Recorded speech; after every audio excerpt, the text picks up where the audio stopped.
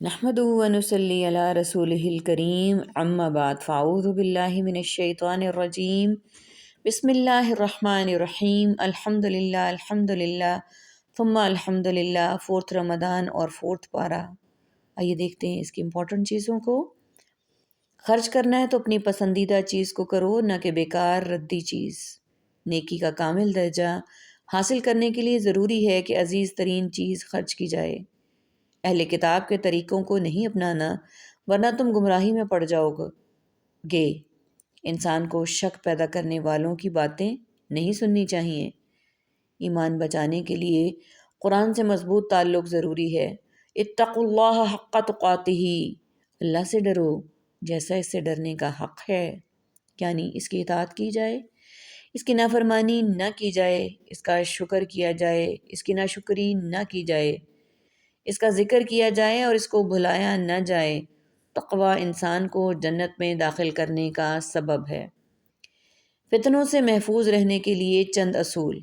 مومنوں کو اللہ کی رسی کو مضبوطی سے تھامنا چاہیے۔ اللہ کی رسی سے مراد قرآن ہے۔ عبداللہ فرماتے ہیں، بے شک سیدھے راستے پر آمد و رفت رہتی ہے، یہاں شیاطین آتے ہیں اور بلند آواز سے کہتے ہیں، اے اللہ کے بندے، ایک دوسرے راستے پر آ جاؤ، اس دوسرے راستے پر آ جاؤ۔ بس تم اللہ کی رسی کو مضبوطی سے تھام لو، اور اللہ کی رسی قرآن ہے۔ زید بن ارقم رضی اللہ تعالیٰ عنہ کہتے ہیں کہ رسول اللہ صلی اللہ علیہ وآلہ وسلم نے فرمایا، اللہ کی کتاب ہی اللہ کی وہ رسی ہے جو آسمانوں سے زمین تک لٹکی ہوئی ہے، جو اسے پکڑے گا اس کا بیڑا پار ہو جائے گا، اور جو اسے چھوڑ دے گا ہلاکت کے گڑھے میں جا گرے گا۔ تقوی اختیار کرو۔ اسلام کی حالت میں موت آئے، جدا جدا نہ ہو، یعنی فرقہ واریت نہ ہو۔ اللہ کی نعمت دلوں میں الفت ڈالنے کو یاد رکھو۔ دعوت الی الخیر کا کام کرو، نیکیوں کا حکم دو، برائیوں سے روکو۔ یہ سب چیزیں انسان کو دین پر ثابت قدم رکھتی ہیں۔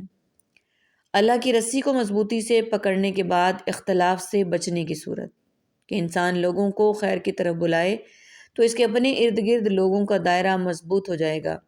اس کی وجہ سے خود اس کے لیے برائیوں کی طرف جانا مشکل ہوگا۔ کون سے نیک اعمال ہیں جن سے چہرے روشن ہوں گے؟ نمبر 1، وضو کو بہت اچھے طریقے سے کرنا، وضو کی وجہ سے چہرے روشن ہوں گے۔ نمبر 2، سجدوں کی کثرت کی وجہ سے بھی چہرے روشن ہوں گے۔ نمبر 3، اللہ کی خاطر باہم محبت کرنے والوں کے چہرے بھی روشن ہوں گے۔ نمبر 4، اللہ کے راستے میں موت آنے والوں کے چہرے بھی روشن ہوں گے۔ اللہم اجعلنا منہم۔ جس کو یہ بات پسند ہو کہ وہ بہترین امت بنے، اسے نیکی کا حکم دینا اور برائی سے روکنا ہوگا، اور اللہ پر ایمان رکھ رہا ہوگا۔ دین سے دوری انسان کی ذلت کا باعث بنتی ہے۔ آج امت کی ذلت اس کے دین سے دور ہونے کی سزا ہے۔ اللہ تعالیٰ اطاعت گزاروں کو عزت بخشتا ہے، خواہ وہ کمزور ہی کیوں نہ ہوں، اور نافرمانوں کو ذلیل کرتا ہے، خواہ وہ طاقتور ہی کیوں نہ ہوں۔ علم پڑھنے پڑھانے میں رات جاگنے سے بھی فضیلت ہے۔ علم کا سکھانا نفل نماز سے بھی افضل ہو جاتا ہے۔ وہ علم جس سے لوگوں کی زندگیوں میں تبدیلی آئے، راحت و سکون ملے۔ جب نیکی کا ارادہ کریں تو بس کر گزریں، اگر نہیں کرتے تو شیطان بیچ میں آ جاتا ہے اور بھلوانے کی کوشش کرتا ہے۔ غفلت میں مبتلا کرتا ہے کہ انسان جو نیکی کا کام کرنے ہی والا تھا وہ بالکل اسے چھوڑ دیتا ہے۔ ایمان کے بغیر کوئی بھی نیک عمل قبول نہیں۔ دوسروں کی نعمت پر حسد کرنے کی بجائے برکت کی دعا دینی چاہیے۔ اللہ کی مدد صبر اور تقوی سے آتی ہے۔ حرام مال کھانے سے نیکی کرنے کی توفیق ختم ہو جاتی ہے۔ دنیا میں انسان جس چیز کی طرف دوڑے گا، آخرت میں وہی ملے گی۔ آخرت انجام کی جگہ ہے۔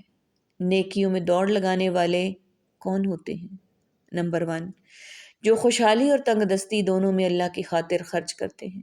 نمبر 2، سخت غصے کو ضبط کرتے ہیں، غصے کو قابو میں کر لیتے ہیں۔ غصہ روکنا جنت میں داخلے کا ذریعہ ہے۔ نمبر 3، لوگوں سے درگزر کرنے والے ہیں، لوگوں کو جتاتے بھی نہیں کہ تم نے میرے ساتھ کیا کیا تھا، معاف کر دیتے ہیں۔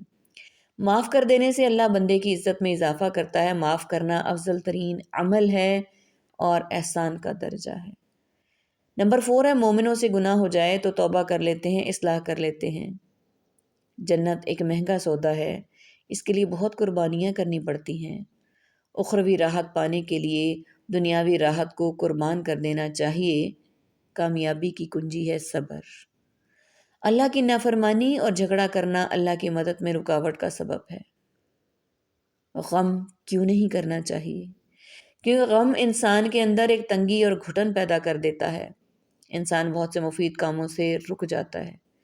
کبھی انسان کے اندر نفسیاتی تبدیلی آ جاتی ہے۔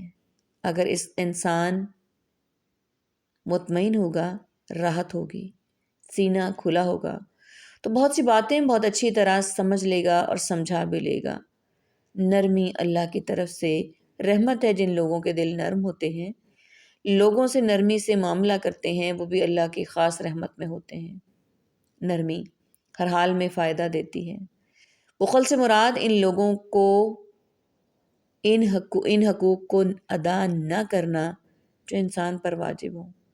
گھر والوں کا نفقہ نہ دینا، مہمان نوازی نہ کرنا، نیکی کے کاموں کے لیے تیاری نہ کرنا، زکوٰۃ اور عشر وغیرہ نہ دینا، اور بخل انسان کی سب سے بدترین صفت ہے۔ کامیابی کا معیار تو جو کوئی بچا لیا گیا جہنم سے اور داخل کر دیا گیا جنت میں تو وہ کامیاب ہو گیا۔ اور یہ دنیا کی زندگی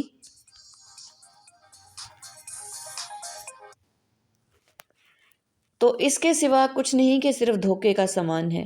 پھر بھی اس دھوکے کے سامان سے ہمیں کتنی محبت ہے۔ خوش نصیب ہے وہ جو یہ کوشش کرتا ہے کہ اس کی زندگی اللہ کی رضا میں گزرے اور چھوٹی چھوٹی نیکیوں کو بھی کرنے کی کوشش کرتا ہے، کیونکہ معمولی نیکی بھی جنت میں لے جانے کا سبب ہے۔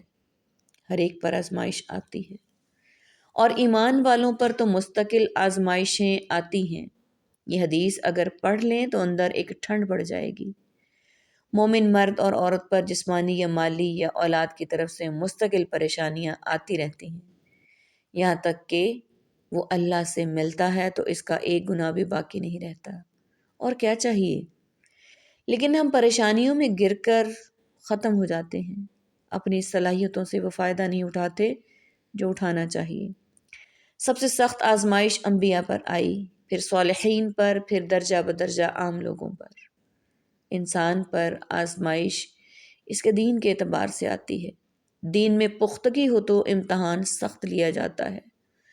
اللہ تعالیٰ کسی کی وسعت سے بڑھ کر بوجھ بھی نہیں ڈالتا۔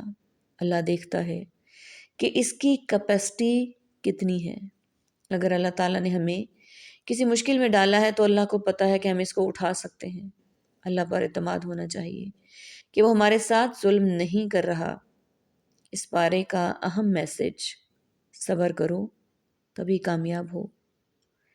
صبر اللہ کی اطاعت میں استقامت دکھا کر، گناہوں کی خواہش کو دبا کر، تکلیفوں کو برداشت کر کے، تقدیر کے فیصلوں پر راضی ہو کر، جس کے اندر تقوی ہوتا ہے اسے صبر آ ہی جاتا ہے۔ صبر کا نہ ہونا تقوی کے نہ ہونے کی علامت ہے۔ اللہ تعالیٰ ہمیں ایسے لوگوں میں شامل ہونے سے بچائے، آمین ثم آمین۔ وآخر دعوانا ان الحمد للہ رب العالمین۔ سبحانک اللہم وبحمدک، نشہد ان لا الہ الا انت، نستغفرک ونتوب الیک۔ السلام علیکم ورحمۃ اللہ وبرکاتہ۔